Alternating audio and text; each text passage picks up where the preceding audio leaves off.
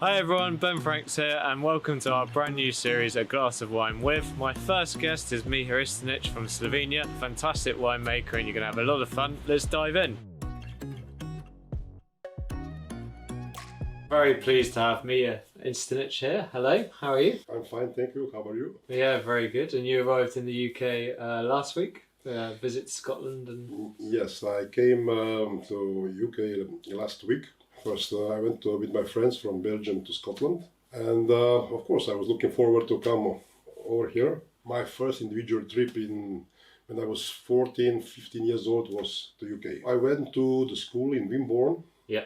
And so I spent 1 month in the south of England. I met a lot of people and I recognized the culture. What's very important for me is also that although you didn't have before so many vineyards, you are always the number one state for the wines. Yeah. And I know that I am good if I will be successful here. Yeah, we have a lot of wines to choose from here in the UK, and it's always great to share some Istenic wines.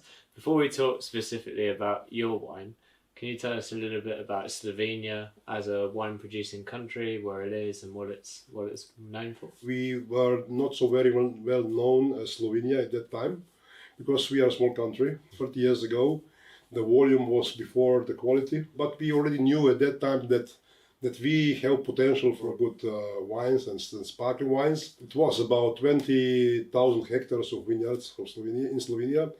But now, because of some diseases and only the people who are keen and who know to work with wines, they will survive. Previously, every man or woman for the weekend they were having their own plot. A lot of these small family things which are not the main business for the producer, they're getting lost of these vineyards. So we felt about 5,000 hectares less now. It's problematic. On the one hand side, you have much more space for really good wines, but on the other hand, if it will continue, we will lose status of wine producing country, because if you fall on the half of that, you are not relevant for anyone anymore. But still, we have some very good producers in Slovenia. So I think that the future is quite bright. But of course, we have to be humble. We have to work, and we have to approach even to the better qualities, and then the result will be here. Well, I know your wines taste very good, so we should have some while we're chatting. So we got the Prestige and the number one here. I'm gonna pour the number one to start with. It seems like a good time to tell us a little bit about how Istenic started. So Istenic started, the official date of starting is in the 28th of September 1968. That day my sister was born. My father has decided to fill first 100 bottles of sparkling wine from the grapes which were picked that day. But actually the whole story began before. My father was very well known football player. Yeah. He was playing soccer, and he was a goalkeeper. And so he decided first to study medicine. But because he could not play football and study medicine, he decided to go to what he actually liked. Yeah. And he liked nature. Also, at that time, there were no vineyards. He decided to study agronomy, especially the winemaking. And he was also sponsored by the French government. And he spent 1 year in France. He went through all these regions, but half a year he spent in Champagne. Yeah. Then in the third grade, he had to go somewhere to get some practice, and he could go anywhere in Slovenia, and he decided to go to Bzelsko to see where his love is coming from. He spent 3 weeks, and then he met two marvelous people. The first thing which I recall now is one phone call. He said, Janez, Janez is my father, I found the property for you. It's very close, you know it. When my father says, I know I'm now just finishing the studies, I don't have money, etc., etc. And then he said, you know what, we became a very big friends. And I don't have children, but I would like to die next to you. It's a really story. Wow. And that happened like this, that it was one property, one street was dividing the property, and he said, the smaller part I will take, and you will take this one. I remember the days because, there were no streets, nothing. The worst thing was to go to the toilet in the winter time because it was far away. And it's very continental weather. We could have -10. It's normal. So my father made the first vineyard, the second vineyard, and he was in that time already involved in the sparkling wines, and we were developing all the time sparkling wines. So we were the first private producer and the third producer of all times in the area, in the region, to produce sparkling wines. And the rest is the history. Excellent. And you're celebrating now 55 years of Istenic? So we celebrated because now we have the new CEOs of the company. These are my children, so the twin brothers, Mark and Nik. My father did the first sparkling wine in the age of 27. Was the CEO with 26. Okay. And now my kids are getting 26. And they are now only the new CEOs. I hope that I will be in good health to help them, and also that my father will, because he's still alive in very good health, that we will able to help them. Well, cheers to your time and to the new CEOs as well. We're going to drink some lovely number one fizz now. And the story of your father as a goalkeeper is the story behind this label as well, isn't it? Actually, we had the first sparkling wine was Barbara, my sister's name. And then 16 years, no development in this field happened. But then I recognized that she has something which I don't have. And then my father made another sparkling wine. It was a red sparkling wine. It's called Miha, after me. And then after that, in the late 70s, beginning 80s, there was a good harvest and there was a good vintage. And then we did the first, in Slovenia, the first brut. For that times it was something very revolutionary. And how to name it, because my father was a goalkeeper, always wearing black t-shirt and always with number 1 on his back. So we named it number 1. So it is the homage to his sports career. In that time, the international wine varieties, grape varieties were arriving, like Chardonnay, and then we had Sauvignon Blanc, and then we had Riesling. And at that time, there were only 2 varieties more or less present in the whites. So it was Welsh Riesling and Rumeni Plavec. But Rumeni Plavec at that time was something which was undrinkable. So it has a very, very high acidity. But the good thing why it survived is because it was giving a lot of wine. So the grape varieties were recognized as good. But then with the climatic changes, I have started to recognize the value of Rumeni Plavec, because it's very natural, very low alcohol and a very high acidity and a low pH. You can do very low pH. And it was a corrector, because in this wine, it is somehow, it is good for fruitiness and freshness, but it's also a corrector of, all the spirits between Pinot Noir and Chardonnay. Later, we started to do also the first sparkling wines only from Rumeni Plavec. The first and big success for us was Passion 2009. So we get a Parker's 91 point at that time. And it was a great success for Slovenian sparkling wine, because we were the first to get over 90 points, and the very important critic review. Yeah, and it's a wine I've not yet tried, so we'll have to sort that out. Yeah. And the Rumeni Plavec grape, you've said before, it does a similar job that Pinot Meunier does in Champagne? Yes, it has the same function as Pinot Meunier, so fruitiness and freshness are the main task of Rumeni Plavec in sparkling wines. And to people who haven't tasted Slovenian traditional method sparkling before, how different is it to champagne and English sparkling and other fizz that they might have tasted? What's the unique spin on Slovenian fizz? Istenic is stepping out of the normal Slovenian sparkling wines.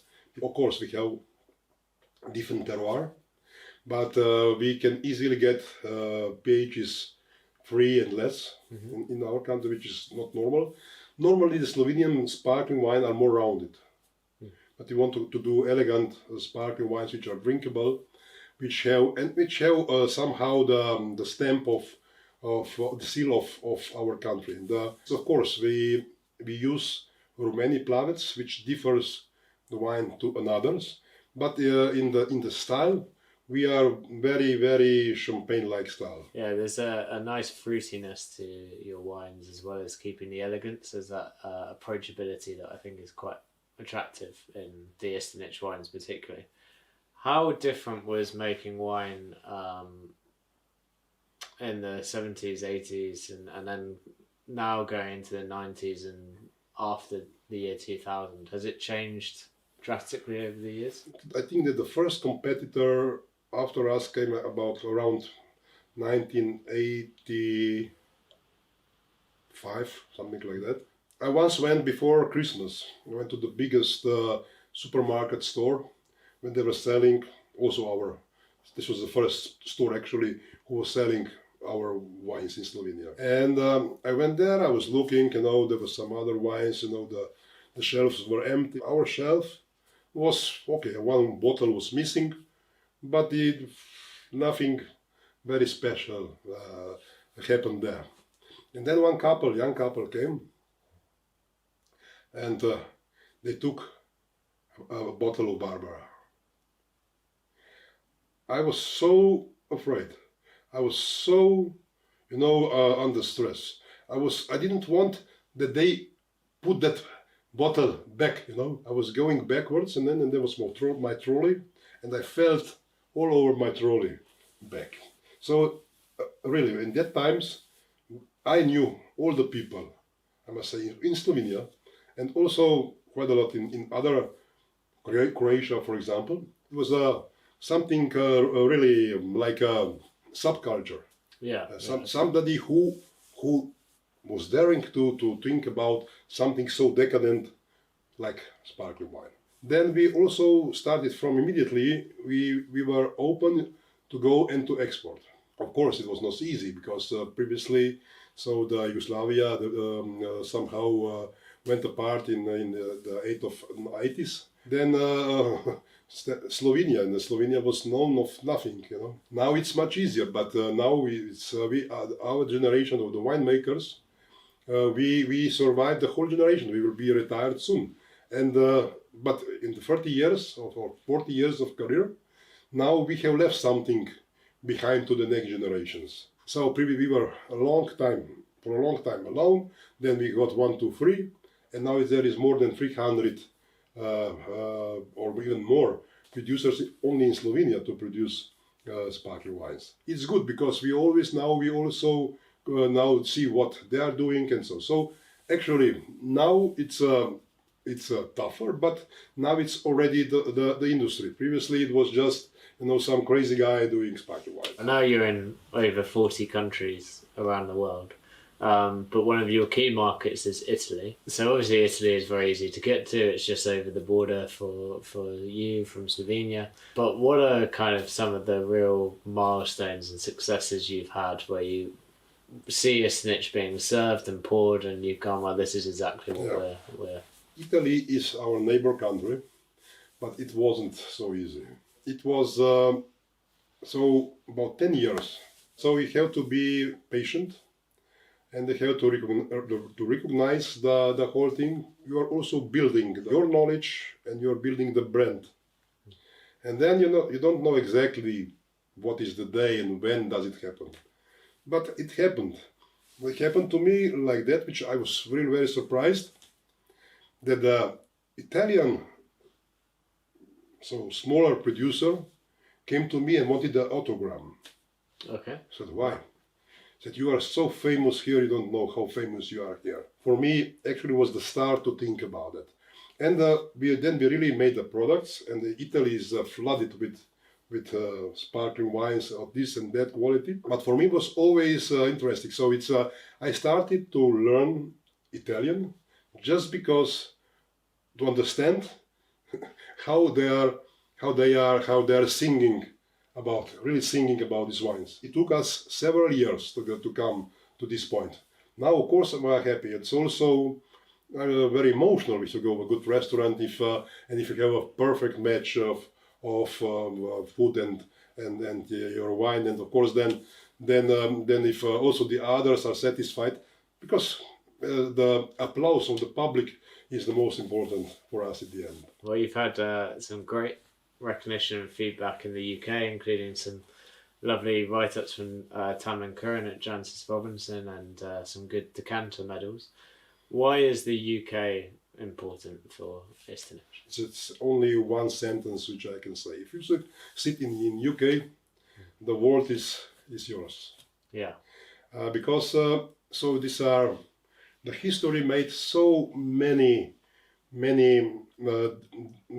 different connections and alliances and everything, you know.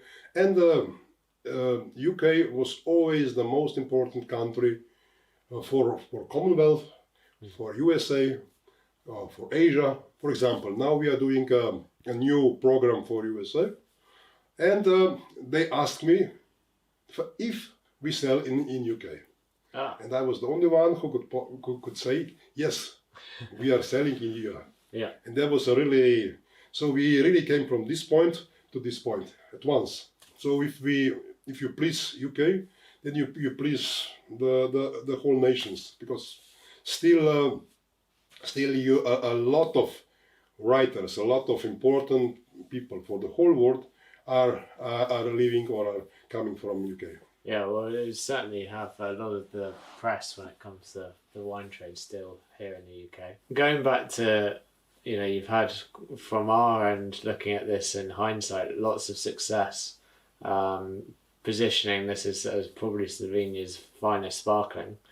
What have been the challenges in your time working with Istenic to get it to that level? The most difficult thing was of course, to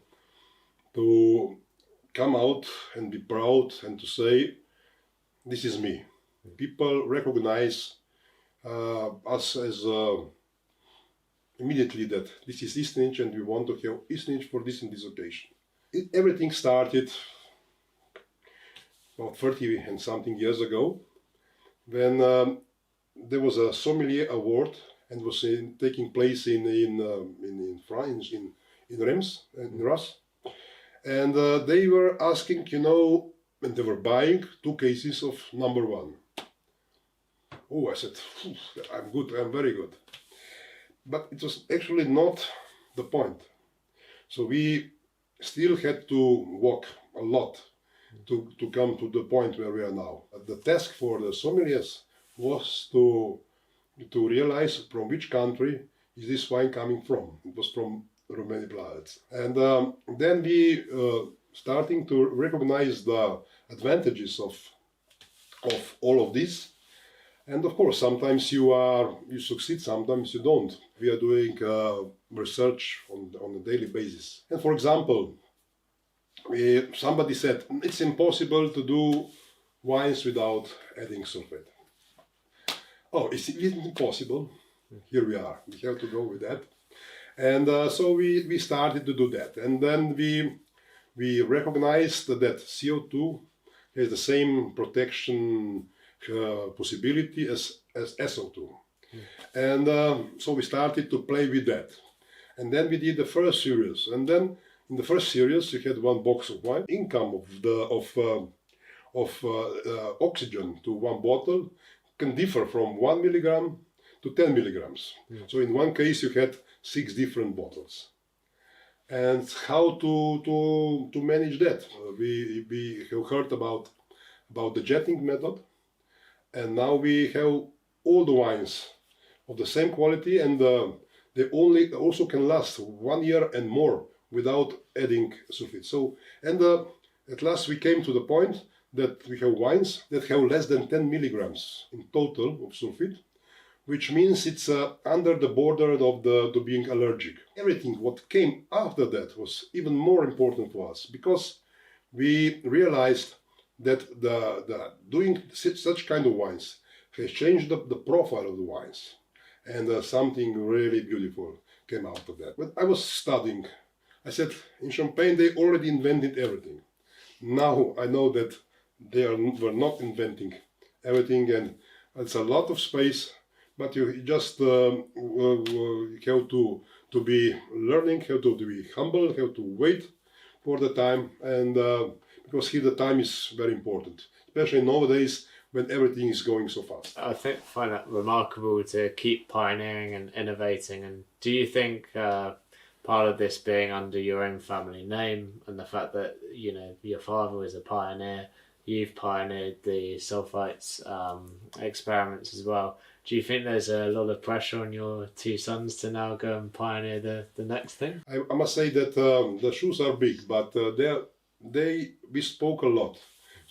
Especially when I had this opportunity, and I told them, so if there are a lot of more easier jobs than what is going to be here, you have to be 100% sure that you want to do that, because there will be a lot of very demanding problems which you will have to solve, because otherwise you will not just destroy yourself, but also some other families who everything what is standing behind it. Listening to what you're saying there, you prefer collaboration over competition, so bringing people with you and then using that as a foundation to then all step up to the next level? Yes, we were always for collaboration, especially if you deal with the honest people.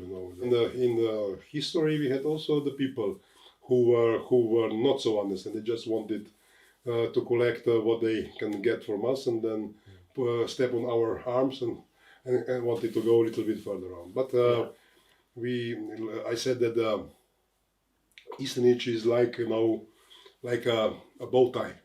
Yeah. It never goes out of fashion, really. In terms of people you've shared a glass of Istenic with, is there any highlights of people you've opened a bottle for, or people you've met along the way? When the Pope was coming, Pope of Rome, to Slovenia and Croatia, which is very important, so we were part of the protocol. I remember also that there was one reception when the Bush senior was the president of USA and Barbara Bush was hosting the event. Then very often, and they were really very nice times for us, when the AC Milan was at the top of the Champions League. Yeah. And then we had all domestic games were covered by Istenic, by number one, because it is soccer. In terms of then, what is the dream for where Istenic is served in the future? Where do you want it to sit? We will remain and to try to do as good as possible sparkling wines, in the range of normal sparkling wines. So more and more brut, of course, and extra brut. We are going also to the, let's say, a little bit wild side with rare and Natura. Yeah. Which are the sulfite-free and natural sparkling wines, but we still want to produce sparkling wines which are drinkable. We are not want to do something that's just to be on the natural side and to say it's undrinkable. It has to be good. There are a lot of challenges for us. Especially, we hope we have to find some vineyards on the higher altitude because of these changes. Because now it's really started to happen. It's going every year. It's more difficult to keep the freshness of the wine. So the effects of climate change, what are the things you're thinking about to offset the changes in temperature and the unpredictable weather that we're having? We knew we were testing, and especially it started with Pinot Noir based wines. We were doing all the same, but the wines were becoming fat. You cannot swallow it. Also, in that time, Tom Stevenson came to us, and he was a very rough critic. Yeah. But then we started to realize that we did all the precautions, what we were able to do, especially the cellar work, also a little bit in the vineyards. Then later, he wrote that he's very satisfied how Istenic was improving in so quick time. What happened? So we realized that just doing 100% Chardonnay, 100% Pinot Noir in our territory is getting very tough. So probably once in a decade. So that's why we had a corrector, the Rumeni Plavec. Okay. And we started to do with that. We also started to get grapes from the vineyards which are on the higher altitude. And this is helping now for a while.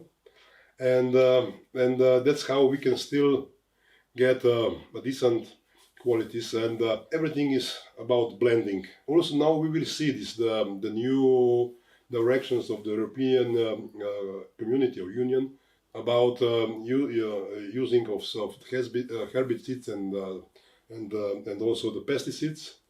And also we have a lot of bees. So in Slovenia is a capital, European capital of bees. And now we do all the protection of nature, that the bees can have enough space. The second biggest problem to the climatic changes is the lack of the human force. We don't have any workers anymore, and that's why we are thinking about using robots and the solar energy, because we have solar plant and we are sustainable 100%. Regarding the energy in the house. Previously was we use about 20,000 euro per year. Now we pay only maybe 500 euro per year. Yeah. We have a very lot of sunny hours where we are, and why wouldn't we not use it for a good purpose as well? Yeah. And you were telling me earlier that the robots themselves are now electric as well. Yes. But the prohibitive thing is still the price. They're still very expensive to go and buy these robots. Yeah, they are very expensive, but it's the matter of organization. If we have buy robots only for us, it will be like going to the supermarket with Bentley, for example. Yeah. Okay. But on the other hand, if I say, okay, you will do this and I will do this for you, and then we get about 100 hectares together, then it's already completely other story. So the big question is then, after 55 years of Istenic, are you happy with everything that's happened and where you are now? I was first of all, I'm very optimistic guy. I was always optimistic and always try to find a solution more than a problem. But I'm the happiest because I have 3 children and all 3 are now in the business. So they found really somehow the heritage or the value or the whatever. So the first 2 generations have done that. I'm not yet to finish my career. I will have them as long as I can. But the good thing is that they take the responsibility for what they do. Well, here's to many more vintages of Istenic. Thank you very much.